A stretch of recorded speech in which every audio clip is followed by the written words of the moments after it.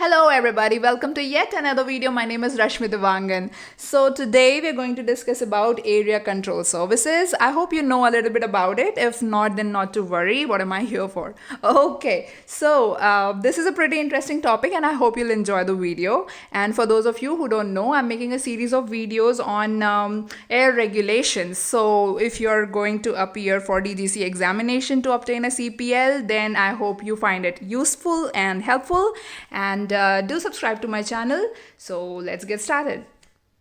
Okay, so area control service. So it is an air traffic service which is provided by the area control unit, and from the 3 or you can say 4 different units of air traffic services provided, air traffic control unit is divided into 4 categories, as you might know. You can categorize it as ground, then tower, then approach, and area. So the area control unit, it actually provides you the traffic advisory, the traffic services and other information to the flights which are flying in the high altitudes. Say if you're flying in flight level 200 or 300 or anything like that. So in the high altitudes, which unit will be providing you the traffic information? It will be the area control unit, and the information is known as the area control services. Okay, so moving on, starting with the very basic thing that there are vertical and horizontal separations which are provided in this. We have discussed this in a previous video. I'll drop a link below in the description box of that video.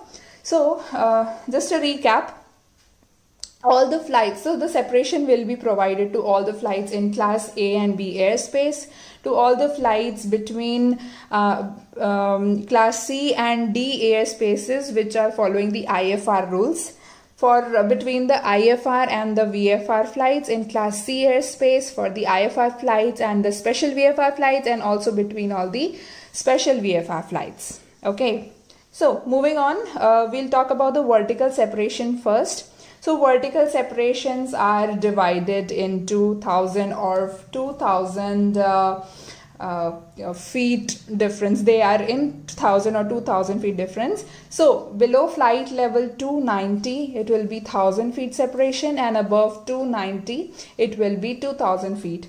RVSM, in RVSM space, obviously it is 1000 feet. As the name suggests, it is reduced vertical separation minima. So obviously if it is reduced, then it won't be 2000, it will be 1000.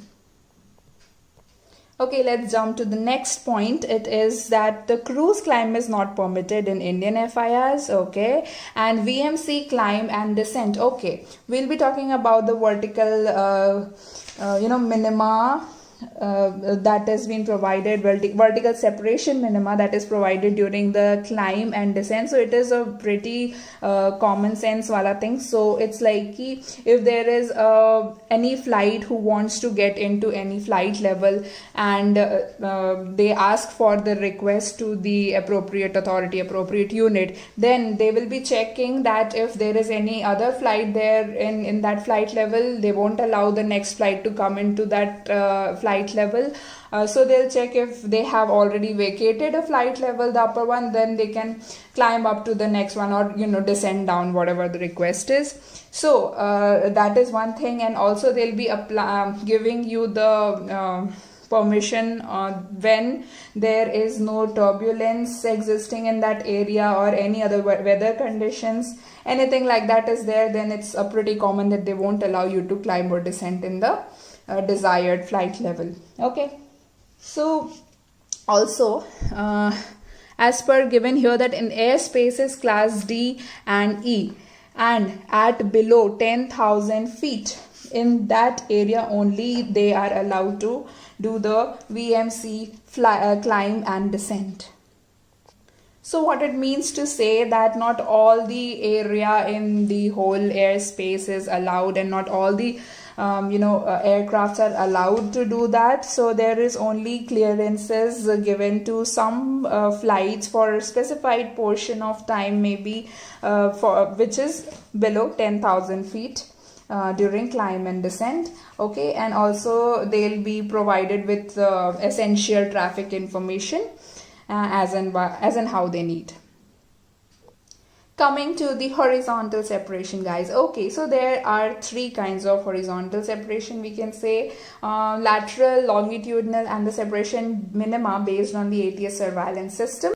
Okay, so let's jump to the lateral separation, guys. So this can be done by the means of navigation aids reference, or it can be done visually as well, just keeping the geographical locations of the aircrafts in mind and in position.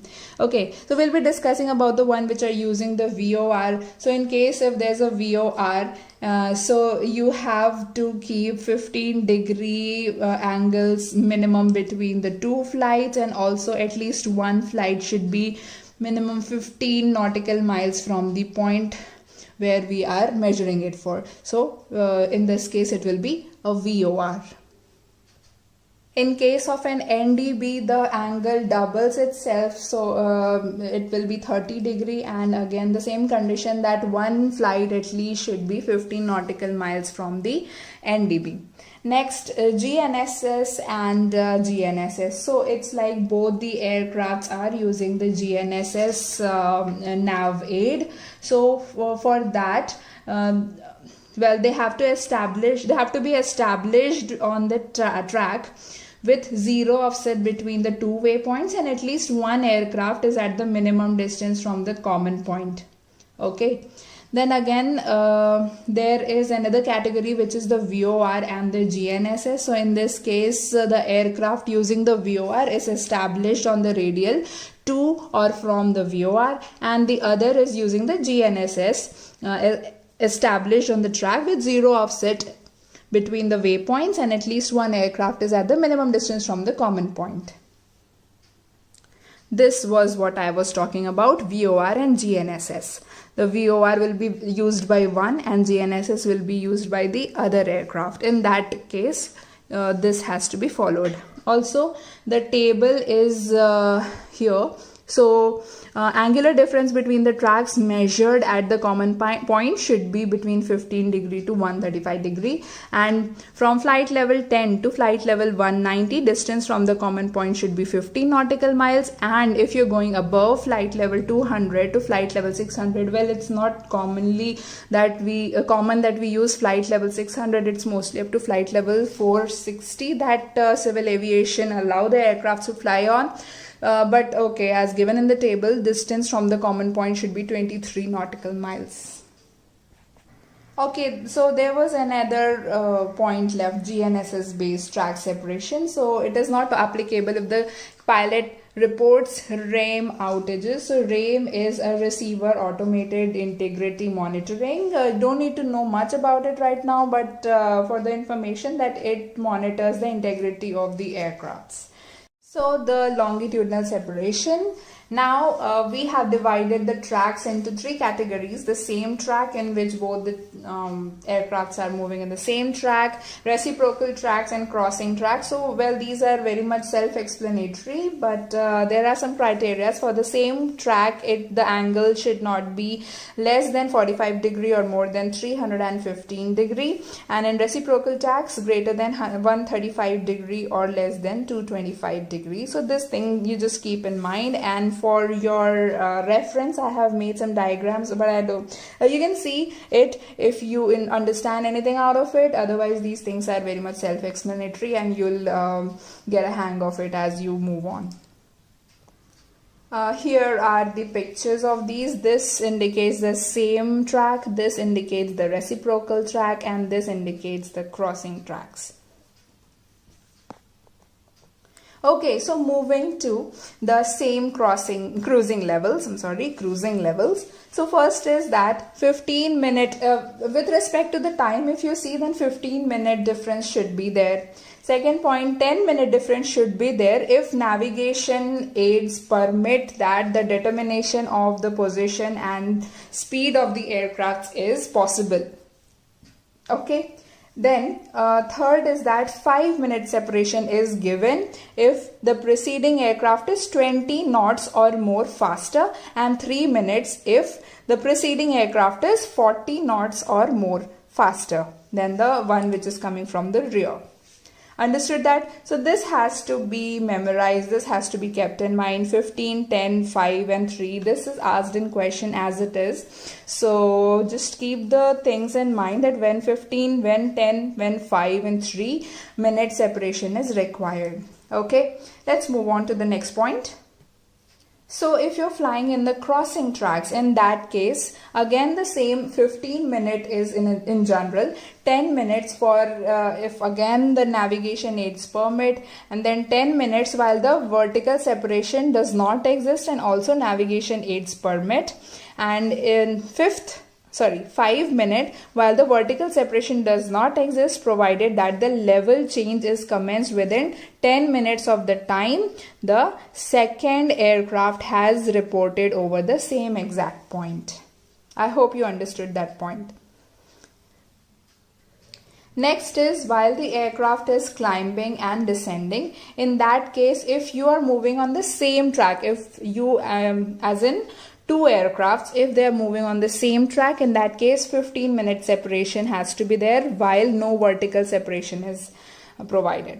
And then if you are in the crossing tracks, in that case 15 minutes no vertical separation provided, 10 minutes again no vertical separation provided, but the nav aids or the GNSS exist. 5 minutes same as above, like same condition, no vertical separation provided and navigation aids allow proceeding, and also one more condition that the preceding flight should be should have had passed the point 10 minutes prior to commencement of the second flight which is coming from the back. If I missed out telling you about GNSS, GNSS stands for Global Navigation Satellite System. So it tells you the geospatial positioning and global coverage, etc. So it includes GPS, and you all might be familiar with GPS. Okay, so let's move on. Next point is longitudinal separation minima based on the distance using DME and or GNSS.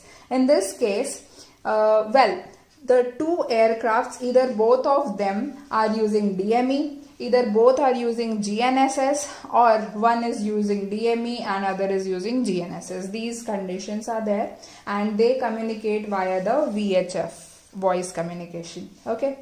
Next, aircraft at the same cruising level, if they're using the DME and GNSS, in that case on same track 20 nautical mile separation should be there if both are using DME or GNSS, or one is using DME, other is using GNSS, as I already told you.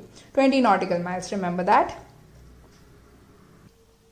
And the next point is 10 nautical miles. So if the preceding aircraft is 20 knots faster and other condition is same as 20 nautical miles, in that case 10 nautical miles difference is provided. Separation is provided. Okay, fine. This was for the same track. Coming to the crossing tracks, in that case also it's the same 20 nautical mile separation, and in this case for the crossing tracks, their angle between both the tracks should be less than 90 degree. And the 10 nautical miles, again the same, that it should be 20 nautical miles faster than the rear aircraft. Fine. In the end, it's aircraft climbing or descending. So in that case, you don't have the category of 20 nautical miles, just have the 10 nautical miles. So in this case, no vertical separation is provided and use of DME and GNSS has to be done. That is the criteria, and it is flying in the same track. So this is for the same track, and also it is the same for the reciprocal track as well. Okay, so this was all about the ones which are using the DME and GNSS navigation aids. We'll be moving on to the next part here. Separation minima based on ATS surveillance system.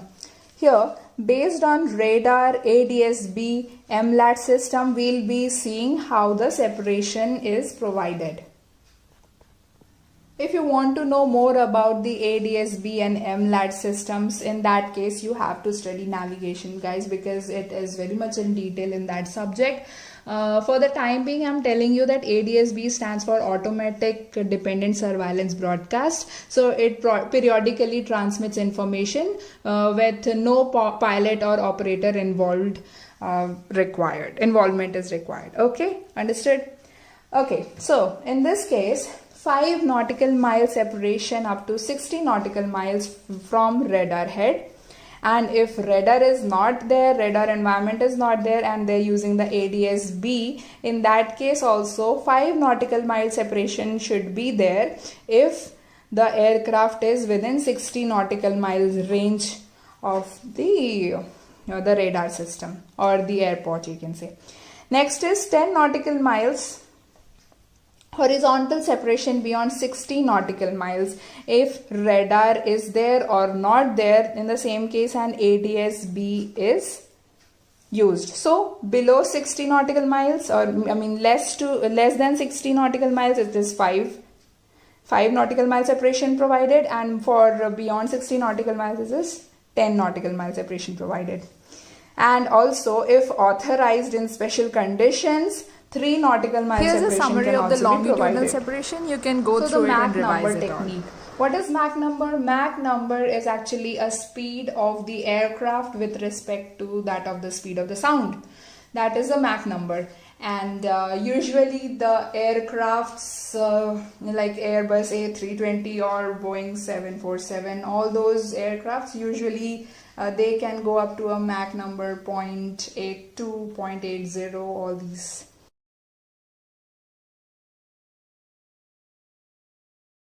Coming on to the next point, RNP, PBN, RCP, these are some terms which are not of much great importance, but I will be telling you because this table might come in the examination. So RNP is actually required navigation performance for the en route operation. So they are of various types: RNP 1, 4, 10, 12.6 and 20. So here 10, 4 and 2, we are talking about all these things also. And about the next term, PBN, it is a performance based navigation operation. Self-explanatory. Well, the required communication performance is RCP.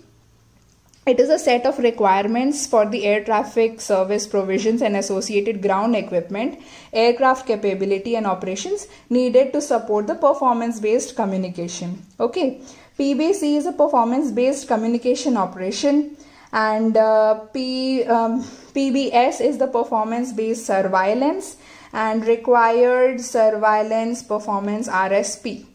Okay, so these are all self-explanatory, and seeing into the table, the separation is given 50 nautical miles, 30 nautical miles and 5 minute separation. In that case, what all RNP has to be set? 10, 4, the 4 one is for 50 nautical miles only, and 2 and 4 for 30 nautical miles, 2, 4, 10 for 5 nautical miles, for 5 minutes, I'm sorry, and well, the maximum ADS-C periodic reporting interval is 27 minutes, 32 minutes, 12 minutes and 14 minutes. Okay, so these are some basic stuff. And one more last point, that the essential traffic information shall be provided to all the controlled flights within a controlled airspace. And I think that's it. Yep, that's it.